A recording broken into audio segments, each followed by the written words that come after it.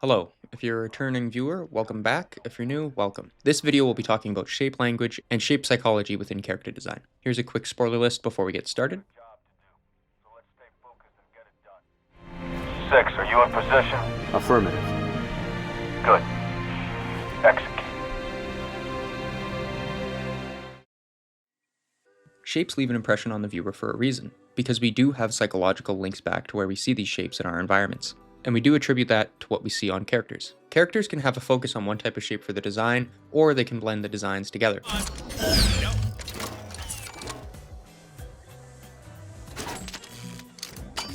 Oh, that's interesting. Through incomplete or codominance, which I'll go into later. There's three main shapes: squares, circles, and triangles. Each can be incorporated into either clothing, items, bodies, and faces. For example, the show Blue Eye Samurai makes use of these three main shapes. The characters of Taigen, Ringo, and Mizu are basically just a green square, a gray circle, and a blue triangle, especially in regards to their facial features. And these subtle changes in their facial structure help convey their personality a bit more.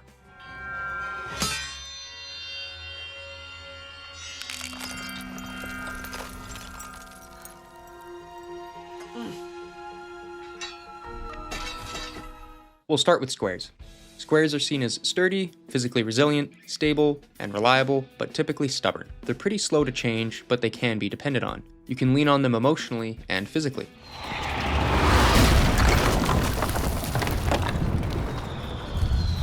We have this association because we see them in very stable structures. They're found in things that are built, and they're meant to support weight. They typically also help protect you from the elements. Much like buildings though, characters given lots of square shapes take a lot of time to move around and change themselves from a personality standpoint.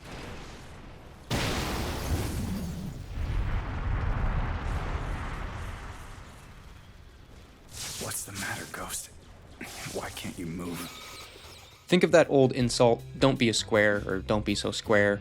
You know, that idea. It's usually a dig at a person, and you're trying to tell them to be less predictable and be more spontaneous. So square characters are both steadfast and stubborn. Megatron must be stopped, no matter the cost. You got the touch! So some ways to give characters more square features are you can make the jaw really thick and heavy, you can flatten the eyebrows so they're close to connected flat line, you can give them really thick and wide proportions, like really thick waist, wide shoulders, and thick wrists. You can really make them look really stocky and hard to move. Maybe the question isn't, is it right, but is it you? What makes you a legend, sister? Then we have circles. Circles come off as approachable, youthful, comforting, less physically resilient, pleasant to look at, like with fluffy clouds, and it's the least threatening of the three shapes. We have these associations because circles are seen in fat, babies, breasts, and pregnant women. These things in our environment don't really pose a physical threat to us, and in most cases they're quite comforting. For example, Santa is usually designed with very circular shapes in mind. We feel not all that alert and quite at ease around these shapes. And, what did humans do with these things? Oh man, what didn't they do? They bounced them? That's it? Yeah, that's pretty much it. Sometimes we may even get a bit drowsy around these shapes. And I don't think that babies should be making anyone feel uneasy. You gotta be... Because of these associations, they're not linked with aggression or violence. They invoke youth and comfort most of the time. Circles are not seen as shapes that invoke speed. Oh, come on! I am not fast. Yeah, no kidding! If they do move around a lot, it can get a bit gloopy or floppy, almost gelatinous, if you catch my drift. Punch it! No! You can incorporate circles on characters' faces by giving them less defined angle on their jaws, less pronounced bone structure, especially on their cheekbones or their brow ridge if it's a man, round-edged noses, fattier faces, and basically try to find any way you can to remove any sort of hard edge from the design to help them look softer and circular. Why is he wearing carbon fiber underpants? I also know karate. Moving on, we are heading to triangles. Triangles are the most interesting shape of the three. Triangles are associated with danger, volatility, aggression, and they have the largest pull on our attention because of evolution. It's associated with being fast, less predictable, but still sometimes associated with physical capability. We have this association with triangles because we see them in teeth, claws, You wanna get that tail? You gotta get through me. knives, talons, stalactites, bullets, and swords. Enough! Cut that out right now! These are all things that can really harm us in many ways. We evolved to pay more attention to these shapes as they could kill us if we look away. Oh, shit.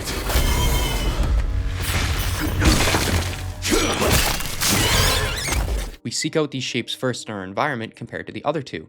If all three of the shapes are put onto a screen, your eyes would go to the triangular shapes first, most often. If I were to flash an image of an apple and an image of a shark with its mouth open on screen, your brain should make you look at the shark first. This is a form of evolutionary behavior to help keep us alive. Looking away from threatening shapes would likely result in your death.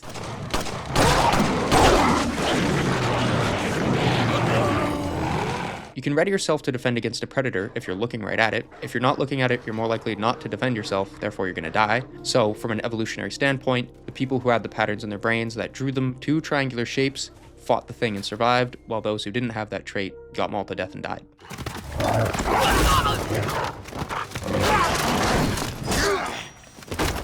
Protagonists typically have lots of points, so we are drawn to them first in the character lineup. These points are typically incorporated into their clothing or their hair. You may notice that lots of protagonists typically have spiky hair. The spiky hair both draws your attention to their face, as well as it looks slightly less put together, therefore more relatable and realistic because of it. It's kind of a scruffy look, if you know what I'm saying. Granted, this is easier to do for Caucasians and Asians because of their hair types either being straight or wavy. Just hold still.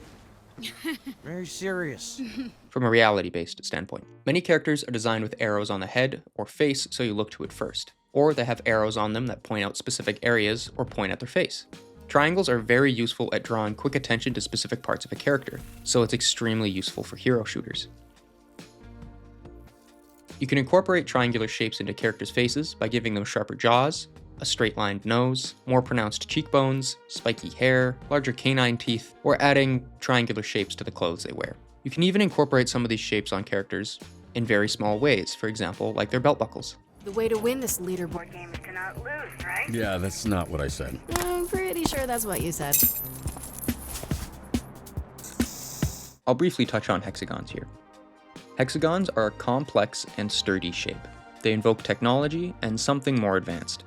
We see this shape a lot in beehives. Uh-huh. It's like a beehive. In the natural world, hexagons take a lot of material and coordination to achieve, so that's why we do see it as something more advanced. As a shape, it's still interesting, but still sturdy. Because of general biology, men tend to have and be associated with more square shapes, while women tend to have and be associated with more circular and curved shapes. For character design, it's whatever's needed of the character is how they should be designed. So, go nuts, Fido. How about I blast you back to Iowa? She punched me in my eye! Everyone shut up! All of you! Triangles are seen in both men and women because they're found in some striking features.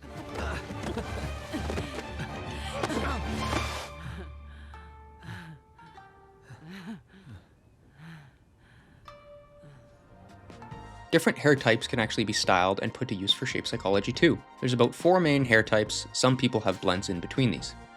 There's straight hair, which is easily styled into more triangular shapes. Forgive him. Okay, we'll be sure to do that, Guru Goody Goody. There's wavy hair, which is easily styled into more circular shapes. I love you. There's curly hair, which is more easily styled into more circular shapes as well. I want to see what that big braid looks like on the pavement.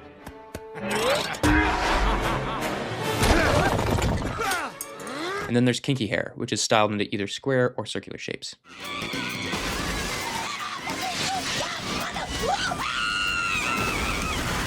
This is character design, so you don't need to strictly adhere to this pattern for what your characters need, or what they need to convey.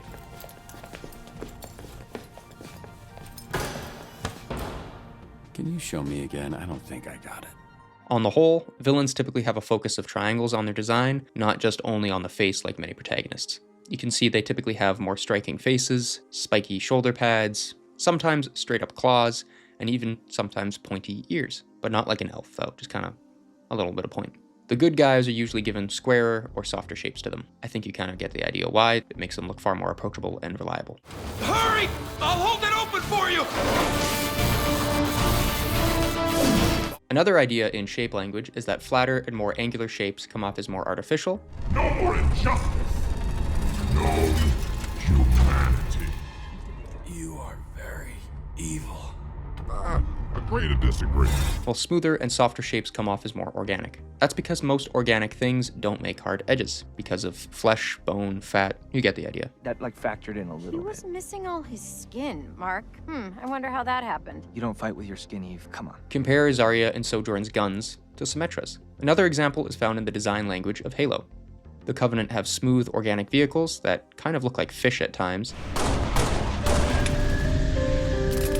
The UNSC has hard and angular designs that look like cinder blocks that have been painted green. In this next section, we'll look at blending these shapes together and what those ideas can convey. When mixing the shapes, you can either have them be in incomplete dominance or codominance, if you're familiar with genetics, but I will go over it, don't worry. I'll use Virgil and Baptiste here to demonstrate it. Virgil is an example of codominance, while Baptiste is an example of incomplete dominance of the shapes. Codominance is when each shape is found individually and equally within a design. Looking at Virgil, you can see he's basically either a full square or full triangular on parts of him. Incomplete dominance is when the shapes blend together, like circles and squares mixing on Baptiste. In the end, he's made of lots of beveled squares.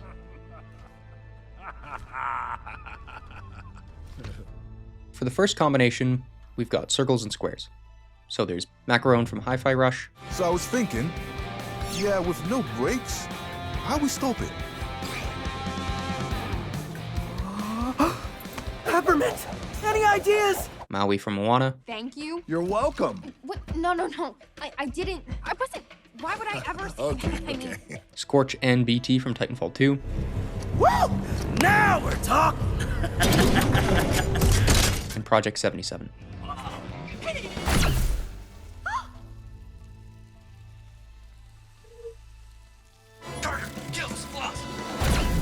These are seen as reliable, but also a bit innocent and meek, capable, but sometimes unwilling to use that strength. Oh no. Does that mean I have to fight? I believe it does, sir.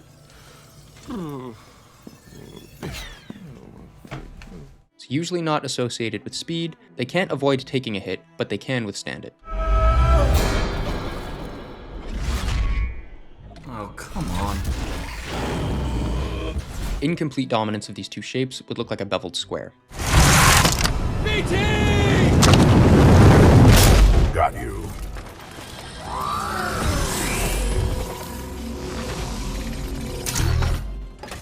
Next, we have circles and triangles mixed together. So we've got Peacekeeper from For Honor. I think you know. Famine.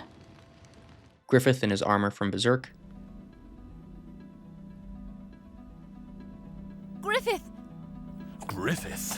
Cyborg Raiden from the Metal Gear franchise.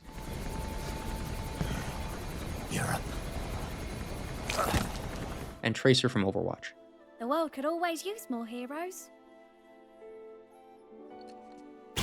This combination comes off as dangerous, but not that physically formidable. A bit like a glass cannon. It can dish it out, but it struggles to take it.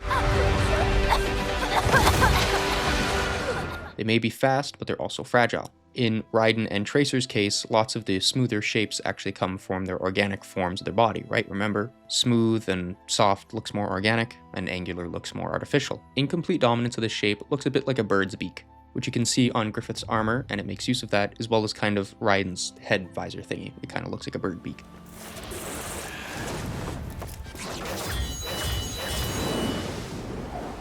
Then you've got squares mixed with triangles. You have Ambessa from Arcane. Try to stop me, insolent witch! Trevor from Castlevania. Oh my god. That is better than sex. Nightwing from Arkham Knight.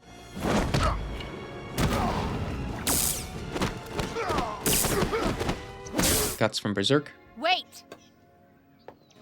You weren't listening, were you? You weren't listening, were you? Darius from League of Legends.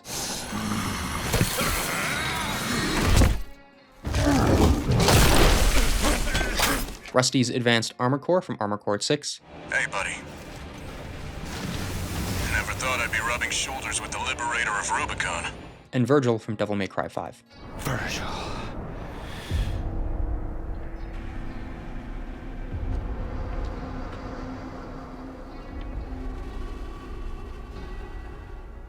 This combination of shapes is basically the most formidable of all the three. It's physically resilient because of the squares, and it can dish it out too because of the triangles. Oh,